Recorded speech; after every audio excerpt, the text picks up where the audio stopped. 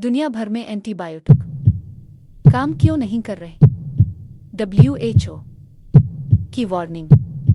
दोस्तों, अपना नहीं, अपने बच्चों और आने वाली नस्लों का भी ख्याल रखें।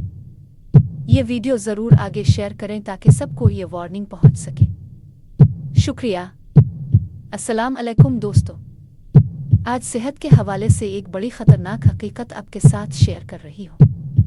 आलमी इदारा सेहत WHO के मुताबिक दुनिया भर में अब हर छठा इन्फेक्शन एंटीबायोटिक्स का असर कबूल नहीं कर रहा। यानी वो दवाएं जो पहले आम बीमारियां ठीक कर देती थीं, अब वही दवाएं बेअसर हो रही हैं।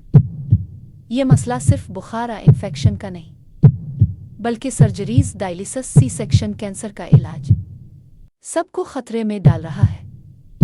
अब सवाल ये है, हम क्या करें? डॉक्टर के बगैर कभी एंटीबायोटिक ना लें। जब दवा मिल जाए तो पूरा कोर्स लाजमी मुकम्मल करें।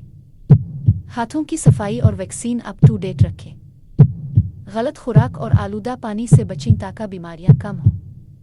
की रिपोर्ट बताती है कि अगर हमने एहतियात ना की तो आम बीमारियां भी गैर इलाजशुदा रह सकती हैं।